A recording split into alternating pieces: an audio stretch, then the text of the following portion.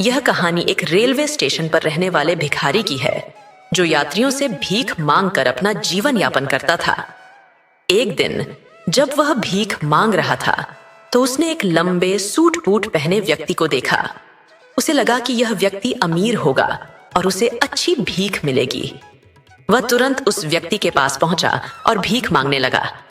लंबे व्यक्ति ने भिखारी से पूछा, तुम हमेशा मांगते ही रहते हो, कभी किसी को कुछ दिया भी है?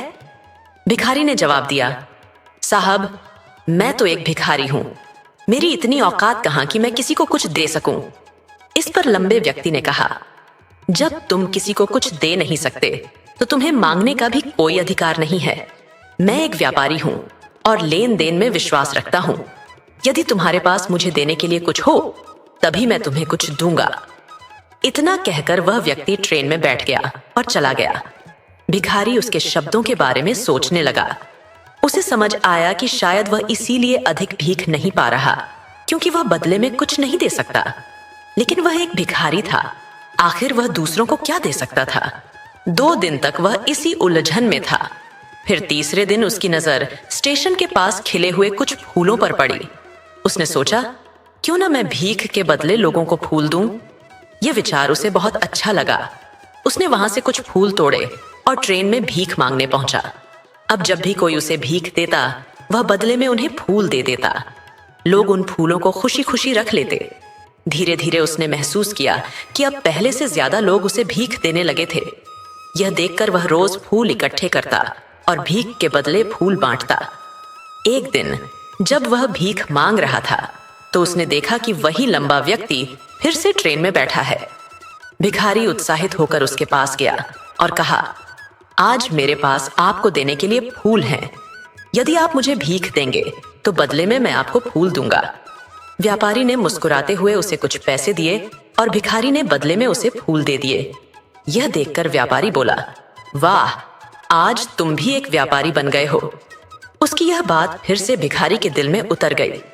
उसने सोचा, मैं सच में अब भिखारी नहीं बल्कि एक व्यापारी बन गया हूं।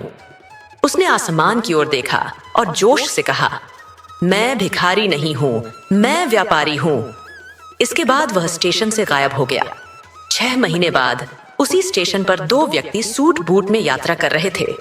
उनमें से एक ने दूसरे से हाथ मिलाया और पूछा, क्या आपने मुझे पहचाना? दूसरे व्यक्ति ने कहा, नहीं, मुझे लगता है कि हम पहली बार मिल रहे हैं। पहला व्यक्ति मुस्कुराया और बोला, हम पहले 2 बार इसी ट्रेन में मिल चुके हैं।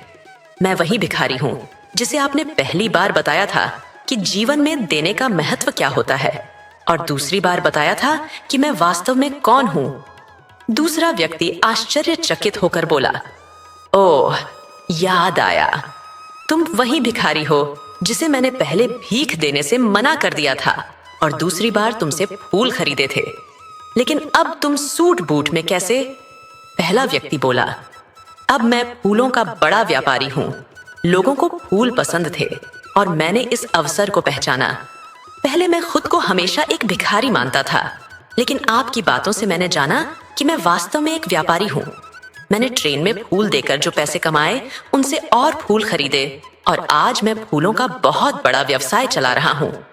व्यापारी यह सुनकर खुश हुआ और बोला, यह तो कमाल हो गया। इस कहानी से हमें यह सीख मिलती है कि जीवन में सफलता हमारी सोच पर निर्भर करती है। यदि हम खुद को छोटा मानते रहेंगे तो हमेशा छोटे ही बने रहेंगे, लेकिन यदि हम अपनी सोच को बड़ा कर लें तो कुछ भी संभव है। सफलता सिर्फ मेहनत से नहीं बल्कि सही सोच और सही दृष्टिकोण से भी मिलती है। तो अपनी सोच को बदलें और अपने सपनों को सच करें।